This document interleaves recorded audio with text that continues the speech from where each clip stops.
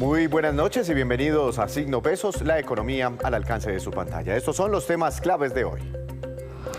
El riesgo del ahorro nacional. La reforma pensional que cursa en el Congreso podría golpear aún más al ahorro del país, que se mantiene en cifras muy bajas. Esta noche nos acompaña Michelle Hanna, presidente del Autorregulador del Mercado de Valores, para explicar lo que está ocurriendo y qué debería hacerse. Nueva opción para invertir. La comisionista de Bolsa, Acciones y Valores puso hoy a disposición de la gente un nuevo vehículo de inversión. Se trata de un fondo de fondos y se puede invertir desde cantidades muy bajas de dinero. Nos acompaña Diego Blanco para explicar en qué consiste. El llano sigue bloqueado. El ministro de Transporte habló hoy sobre las dificultades que vive el centro oriente del país tras el nuevo derrumbe de un puente en Pajarito, en el departamento de Boyacá. Las soluciones, en algunos casos, podrían tardar más de un año.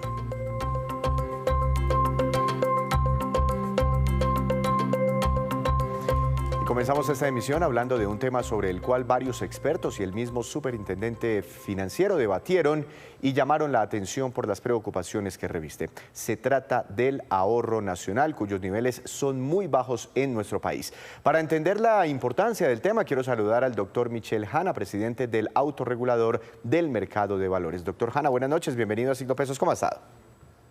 Víctor, un saludo para usted y para toda la audiencia. Cuando hablamos de ahorro nacional, ¿a qué nos estamos refiriendo? Uno se imaginaría que son las cuentas de ahorros de todos los colombianos en el sector bancario. No sé si lo que tenemos también en el marranito, debajo del colchón. Víctor, el ahorro nacional es un concepto bien amplio, es un concepto que abarca a toda la economía, es decir, es la suma de los ahorros de todos los agentes de la economía, es decir, todas las familias, todas las empresas, todo el sector público. Eso es lo que constituye el ahorro nacional. ¿Por qué es importante tener un buen ahorro? ¿Cuál es la relevancia para un país? Bueno, Víctor, los economistas utilizamos el ahorro como una medida importante de la capacidad que tiene un país para poder hacer inversiones que puedan generar crecimiento económico y progreso hacia futuro.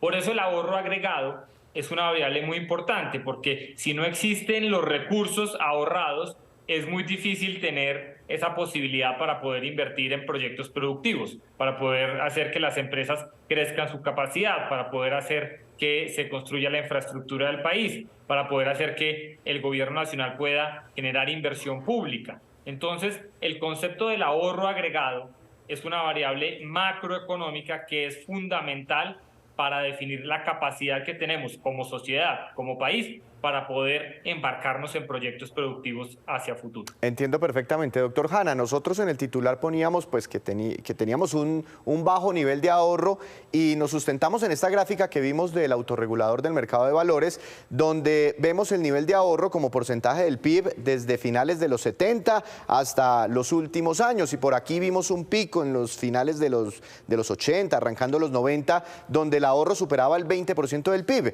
Pero ¿se ha mantenido plano o ha venido cayendo? Esta gráfica, ¿cómo la entendemos? Víctor, básicamente lo que refleja esta gráfica es la proporción de ahorro que existe en la economía colombiana como proporción de la producción o de la riqueza que se genera en un año determinado. Esa gráfica, que está alrededor, con algunos subires y bajares, está alrededor del 12, 13, 14%. Lo que significa es que en Colombia, de cada 100 pesos que producimos o de cada 100 pesos de riqueza que generamos en un año determinado, solamente se ahorra el 12 o el 13% como un todo, es decir, como la economía general, agregada. Eso es un nivel muy bajo. Cuando uno compara ese nivel con otros países, pues se da cuenta de dos cosas. Primero, que en Colombia no hemos sido exitosos. Esa gráfica mostraba los datos de los últimos 50 años, pero en ese periodo, pero incluso hacia más atrás, no hemos sido exitosos en crear una cultura de ahorro en el país. Y cuando lo hemos logrado, se ha debido a periodos específicos de alto crecimiento económico. Es decir, años 80, cuando hay un boom cafetero importante, y principios de los años 2000, casi hasta el 2011, 2012, que coincide con el boom petrolero. Es decir, cambiar los hábitos de la sociedad para que ahorre más es difícil. ¿Qué se necesita? Primer objetivo, crecer más. Y entonces, aumentar el ahorro es un primer reto, y el segundo reto es llevarlo a niveles de países que han sido muy exitosos en volverse desarrollados, como pueden ser los países asiáticos. Ese nivel del 12 o 13% que usted mostraba en la gráfica se compara muy mal con países como Taiwán, como Hong Kong, como Corea del Sur, como Japón, que tienen niveles mucho más altos. Estamos hablando del 35 e incluso 38% del PIB.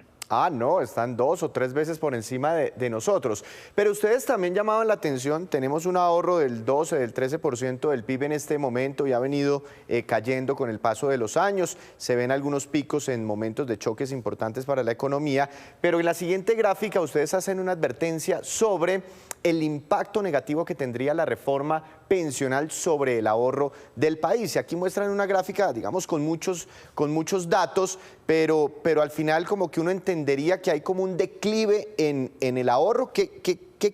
¿Cuál es el mensaje que quieren dar ustedes con esta publicación, con esta gráfica? Pues son varios mensajes, Víctor. El primero es que generar ahorro de manera orgánica es muy difícil. Ya lo dije, se necesitan periodos de alto crecimiento. Entonces ese es un primer llamado de atención. Necesitamos políticas que generen crecimiento económico en la economía si queremos mejorar el ahorro, que a su vez se traduzca en inversión y a su vez se traduzca en más progreso hacia el futuro de nuestro país. Segundo mensaje, como generar ese crecimiento económico es difícil, existen políticas públicas que pueden ayudar a que el ahorro nacional sea mayor. Uno de ellos es los sistemas pensionales. Los sistemas pensionales no son otra cosa que una obligación que tenemos los trabajadores de ahorrar parte de nuestro salario. ¿Para qué? Para nuestro futuro, para nuestra vejez. Esa es otra forma de generar ahorro. Y el llamado de atención que hacíamos es que la reforma pensional que cursa en el Congreso en estos momentos va en detrimento de esa generación de ahorro agregado. ¿Por qué? Porque lo que se está sugiriendo es que parte de lo que se ahorraría en mesadas pensionales o en cotizaciones se vaya a gastarse en un periodo muy corto de tiempo. Entonces, ese llamado de atención que hacemos es: la reforma pensional, tal y como está en el Congreso de la República, destruye ahorro pensional en el largo plazo. Y por eso, para que salga una buena reforma pensional del Congreso de la República, es necesario hacer ajustes. ¿Para qué? De nuevo, para que no se afecte la capacidad de ahorro de la economía y a su vez que no se afecte la capacidad de inversión en proyectos productivos en nuestra misma economía. Pero doctor Hanna, hay un gran cambio muy importante, inclusive aplaudido entre muchos analistas del sector financiero, entre la idea que manifestó en algún momento el presidente Petro cuando era candidato, ¿no?, candidato a la presidencia, y el texto que se presentó al Congreso de la República después para su debate. Y es que en la mitad como que se crea un fondo de ahorro, precisamente para evitar lo que usted está diciendo. ¿Esa creación de ese nuevo fondo de ahorro que va a existir con la reforma pensional no es suficiente? Víctor, desafortunadamente no lo es. Las reglas de acumulación y desacumulación de recursos en ese fondo público que se crearía no son suficientes para compensar la pérdida en ahorro pensional que tenemos una vez se apruebe la reforma pensional. Entonces, como nosotros lo hemos dicho en varios foros, es necesario hacer ajustes en la forma como se debe administrar ese fondo.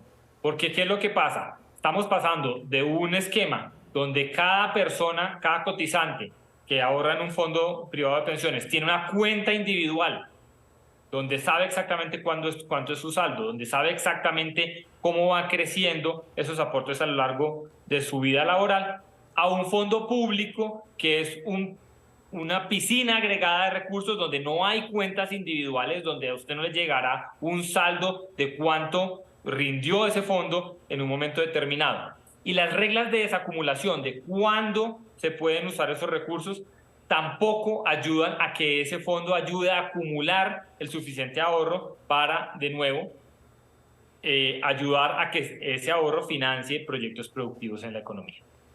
Bueno, un tema bastante interesante, pues no sé qué recomiendan ustedes desde el autorregulador del mercado de valores, porque según entiendo, su mayor preocupación en este momento, pensando en el ahorro del país, es esa reforma pensional. ¿Qué se podría hacer para mejorar la cobertura, para llegar con pensiones o con algún tipo de beneficio a esas poblaciones que están marginadas, que están por fuera de este sistema de ahorro, sin afectar estos indicadores? ¿Puede existir alguna solución, alguna receta? Víctor, yo creo que la gran mayoría de analistas en Colombia coincidimos en que una reforma pensional es necesaria. El esquema actual es un esquema que tiene una muy baja cobertura, hay muy pocas personas que se pensionan en el país, los subsidios que están atados a las pensiones en Colombia van a las personas de más recursos, es decir, es un sistema inequitativo y regresivo. Entonces, la reforma pensional, una buena reforma pensional es un imperativo para la sociedad colombiana. Nosotros hemos hecho por lo menos 3 recomendaciones para que lo que cursa en el Congreso pueda mejorarse y pueda de alguna manera mitigarse esa posible pérdida en el ahorro nacional que acabamos de mencionar. Primero, se habla de que los primeros 3 salarios mínimos se cotizarían en Colpensiones y de ahí en adelante se cotizarían en fondos privados. Nuestra sugerencia es que ese umbral de 3 salarios mínimos es demasiado alto. Se destruye mucho ahorro agregado y ese umbral debería pasar de 3 a 1 salario mínimo. Segundo, la reforma pensional prevé unos periodos de transición. A nuestro juicio esos periodos son demasiado largos. Le doy mi ejemplo personal. Yo me jubilaría aproximadamente en unos 20 años y, oh sorpresa, yo clasifico al régimen de transición del proyecto de reforma que cursa hoy en día en el Congreso. Luego, vamos a tardar 20 años antes de poder generar cambios sustanciales en el tema pensional. Y tercero, si la reforma finalmente considera la creación de un fondo público que va a administrar ahorro pensional, que va a tener que gestionar inversiones para que ese ahorro crezca en el tiempo, se debe hacer con un gobierno corporativo totalmente transparente y con total claridad de que ese ahorro es sagrado. No se lo puede gastar el gobierno de turno, no se lo puede gastar el gobierno siguiente, ni el siguiente, ni ningún otro. El único uso de esos recursos debe ser para pagar pensiones. Y usted entenderá que en un país como Colombia siempre hay una buena excusa para echarle mano a recursos que sean administrados por el gobierno o por el Estado. Siempre habrá una pandemia, siempre habrá una crisis económica, siempre habrá alguna emergencia puntual y por eso estos sistemas pensionales deben diseñarse a prueba de balas, tienen que ser diseñados y su destinación tiene que ser muy clara desde el principio y desde la ley. Doctor Hanna, muchas gracias, pues muy pertinente esta conversación. Seguramente iniciarán en los próximos días los debates, nuevamente se retomarán los debates sobre la reforma pensional y este tema del ahorro, pues es muy importante y también se debe tener en cuenta. Gracias, feliz noche. Víctor, muchas gracias a usted. Desde el autorregulador del mercado de valores. Hacemos una breve pausa, pero cuando regresemos esperen que el Ministerio de Vivienda asignó hoy nuevos recursos para subsidios del programa Mi Casa Ya, que se viene destrabando. En segundos les contamos los detalles.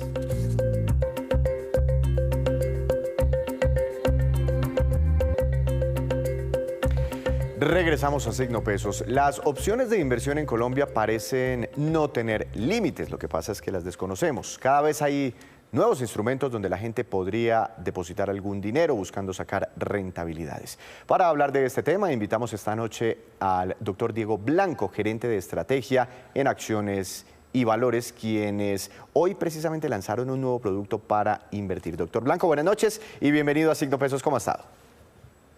Buenas noches, Víctor. Un gusto estar acá. Bueno, ustedes están hablando de una axicuenta sobre un fondo de fondos. ¿Qué significa esto?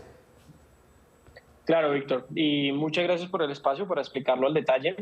La verdad es que estamos acostumbrados a escuchar sobre los fondos de inversión colectiva, ¿verdad? Sobre los productos en general que nos permiten acceder a los mercados de valores a través de montos colectivos, de montos grupales que permiten encontrar las diferentes oportunidades de los diferentes mercados, tanto accionarios, de renta fija o cada una de las alternativas que hoy encontramos en el mercado colombiano.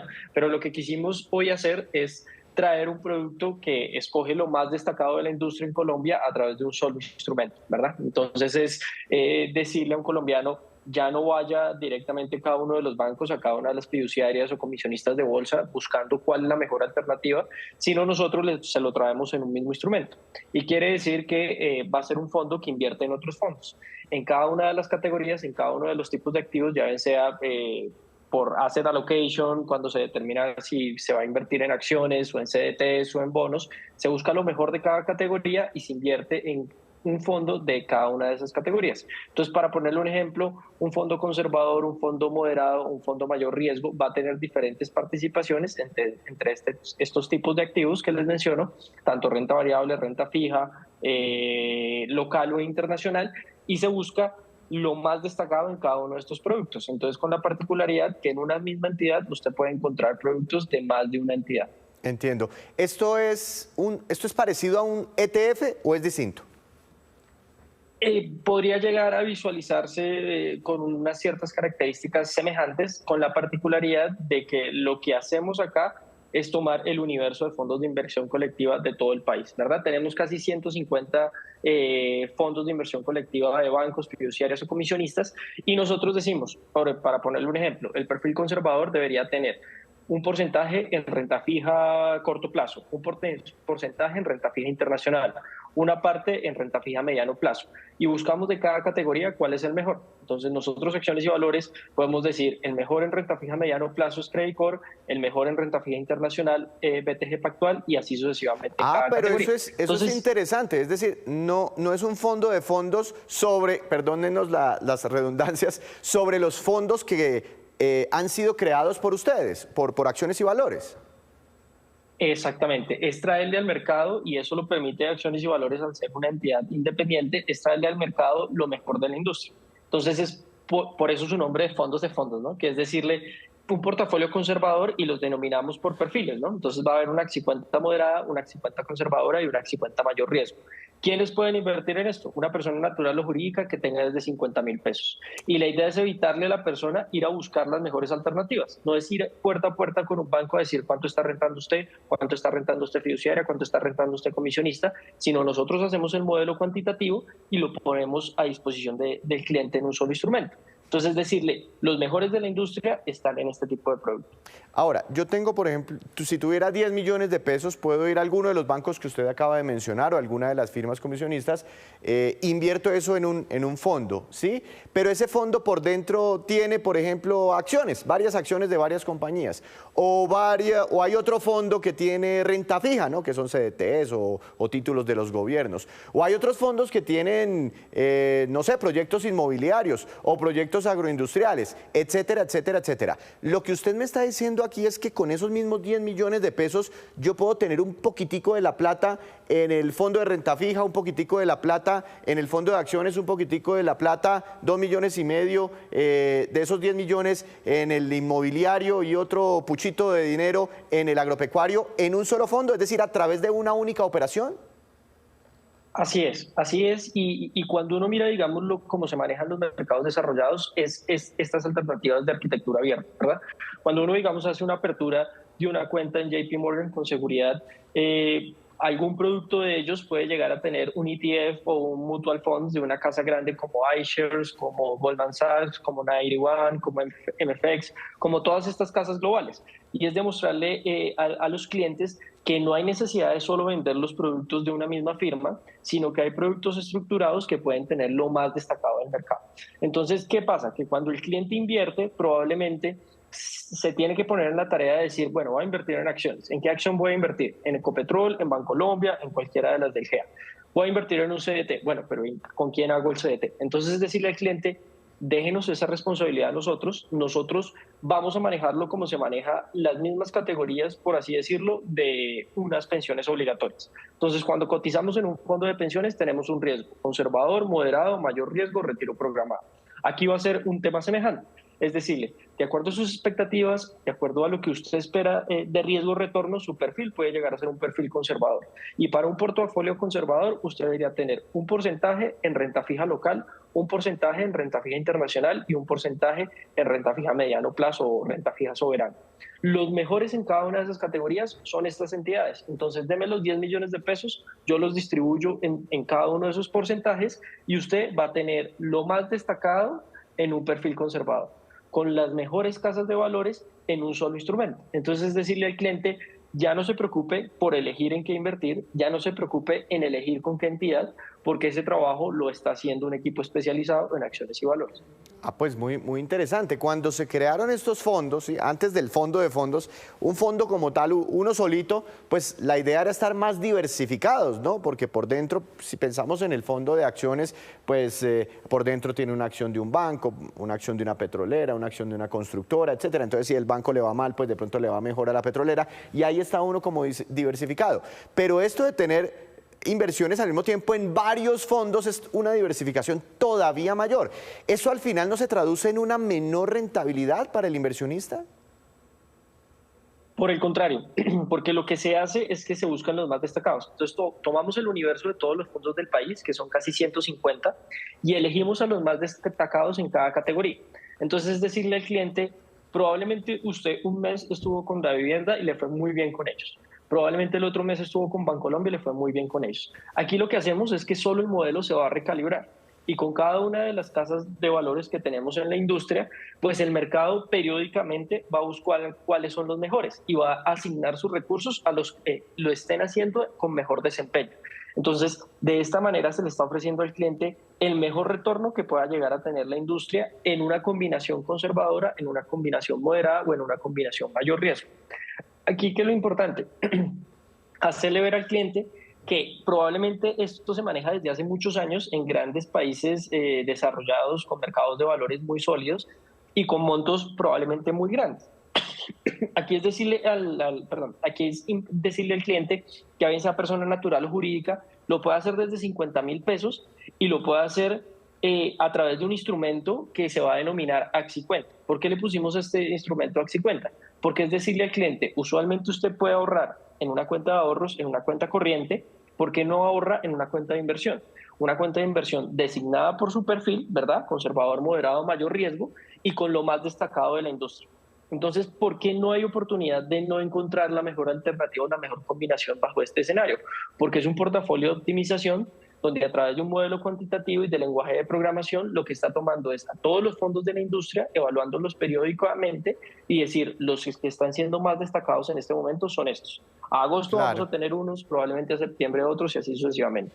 Ahora, esto sí que me llama la atención y por eso rápidamente pusimos en una gráfica esta cifra de los 50.000 pesos, porque todas estas cosas así súper especializadas que hemos hablado arrancando esta entrevista, pues inmediatamente el televidente dice, no, eso es para gente que tiene mucho dinero, mucho billete, eso para mí no es. 50.000 pesos, ¿en serio se pueden invertir desde 50.000 pesos? ¿Esto no se lo chupa rápidamente, no sé, ese tema de la comisión que uno tiene que pagar a la hora de invertir en los mercados? Claro, digamos, la comisión aquí que tiene el producto es de 1.2, que es realmente afectada en la utilidad neta. Entonces, para poner un ejemplo, si el cliente tuvo una rentabilidad de 16.2, pues la rentabilidad neta va a ser del 15. Entonces, casi es indiferente y de cara al cliente la rentabilidad retrospectiva que estamos mostrando ya incluye la parte de la comisión. ¿Cómo lo vamos a masificar y cuál es la idea? Ustedes saben que Acciones y Valores ha sido uno de los líderes en los temas de canales digitales a través de e-trading, ¿verdad? Plataformas como TRI, donde muchos inversionistas del mercado de valores hoy pueden acceder a acciones de mercado local, también van a poder acceder a los fondos de inversión de acciones y valores. Y dentro de los fondos de inversión de acciones y valores estarán estas tres axicuentas, la axicuenta moderada, conservadora y mayor riesgo.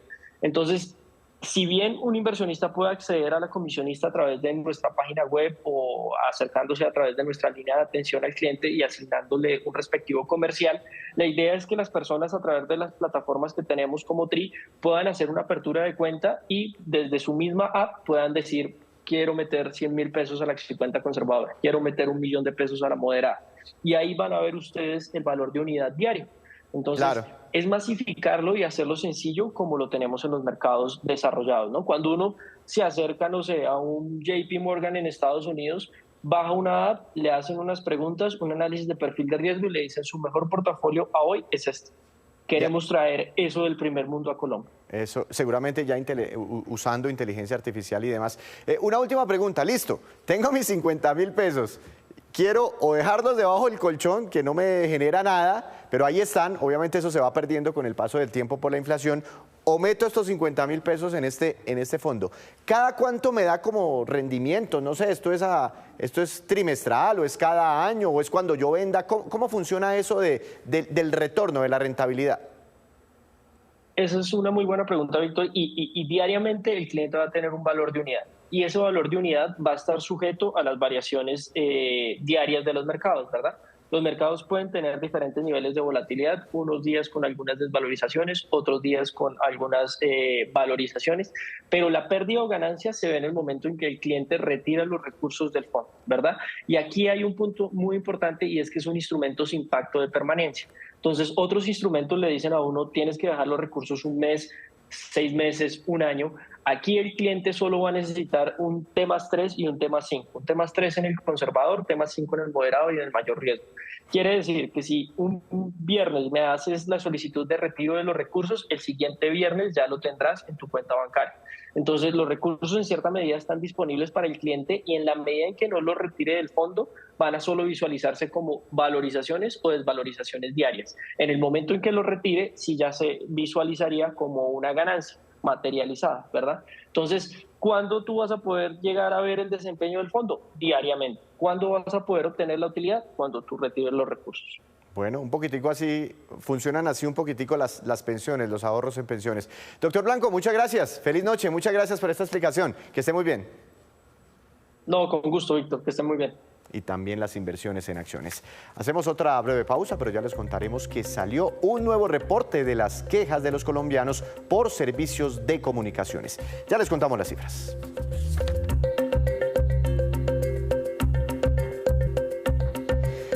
Regresamos, volvemos a Signo Pesos con esta que es la cifra económica del día.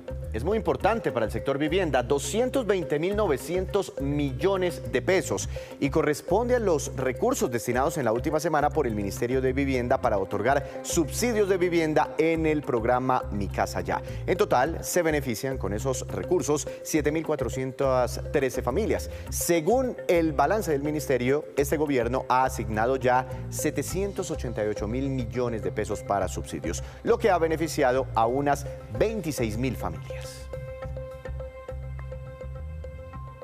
Y el ministro de Transporte, William Camargo, dijo que en las próximas 24 horas se podría reabrir la vía al llano, siempre y cuando no existan riesgos para los usuarios de este corredor vial. También habló sobre la situación de Pajarito, Boyacá, por el colapso del puente Los Grillos, lo cual agravó el tráfico desde y hacia los llanos orientales. Veamos. Tenemos en los dos corredores afectados, en Bogotá y Villavicencio, esperamos entre hoy y mañana hacer una valoración integral con el equipo de gestión de riesgos, con el Instituto Geológico Colombiano y con el concesionario y el equipo de la ANI y las autoridades locales para evaluar la apertura de ese corredor exclusivamente para transporte de carga. Depende que tengamos unas condiciones de seguridad sobre la estabilidad de los taludes y que hayamos podido descargar o disminuir la posibilidad de deslizamientos adicionales en aferentes cercanos a las zonas donde hemos tenido deslizamientos. Y esa habilitación nos debería permitir en las próximas 2 a 3 semanas tener exclusivamente operación de carga en ese corredor. ¿Qué tanto tiempo podría tardar también la solución allí allí hacia Casanare, tras el colapso de los Grillos? Digamos que allí tenemos un corredor alterno que conecta directamente con Yopal, pero la solución en este tramo es una luz de 220 metros en un sistema de viaductos que tiene 3 puentes de alrededor de 660, 680 metros. El viaducto que colapsó es una estructura de dovelas que tiene que revisarse. Este es un proceso que no tarda menos de 12 a 18 meses. Es decir, esto antes de un año no hay solución ahí en la zona, ministro. Así es, con carácter definitivo antes de un año. Siendo optimistas, no tendríamos una solución para ese paso, y adicionalmente se está explorando también la pertinencia de mantener inversiones en un corredor que históricamente ha tenido problemas de estabilidad. El alcalde de Villavicencio, Juan Felipe Hartman, él ha pedido que se declare una emergencia social para poder atender toda la situación que viven los habitantes en los llanos orientales. ¿Qué responder sobre el tema, ministro? Bueno, lo primero es que las actuaciones que tiene el gobierno posibilitan, sin acudir a una emergencia económica y social, atender la problemática de la zona.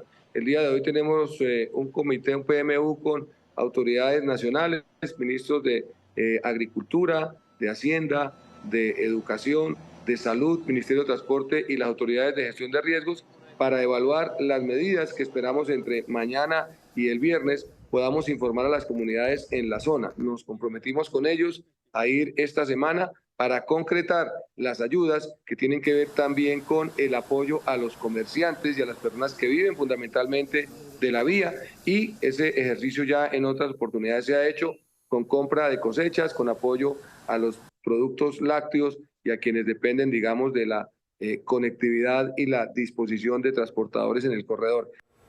Complejo panorama para esta zona del país. Ahora nos vamos con estos que son los indicadores económicos que usted debe conocer siempre antes de irse a dormir. Dólar, tasa representativa del mercado que regirá para mañana, será de 4.120 pesos con 7 centavos. Hoy cayó apenas 3 pesos con 97 centavos. El petróleo de referencia Brent para Colombia bajó 0,51%. Se ubicó en $84 con 3 centavos por barril. El precio interno del café colombiano bajó y quedó en promedio a 1.292.000 pesos por carga como referencia para mañana. Índice MSCI Colcap de la Bolsa de Valores de Colombia tuvo un mal día, cayó 1,49%. Acción más valorizada, Celsia, con una ganancia de 2,79%, y la acción que más cayó, Bancolombia, con un retroceso de 5,04%. Antes de despedirnos, los quiero dejar con este dato. El más reciente reporte sobre quejas de los colombianos por los servicios de internet, telefonía fija y telefonía móvil es el siguiente. Se registraron 3,1 millones de reclamos. Esto durante el segundo semestre del año pasado, es decir, hubo una reducción del 3,3% frente al primer semestre de ese mismo año. En todo el 2022 se reportaron 6,2 millones de quejas, según la Comisión Reguladora de Comunicaciones. Así terminamos por hoy, pero los esperamos mañana con una nueva emisión y con toda la información económica que usted necesita saber. Recuerde, esto es Signo Pesos, la economía al alcance de su pantalla. Que tenga una feliz noche.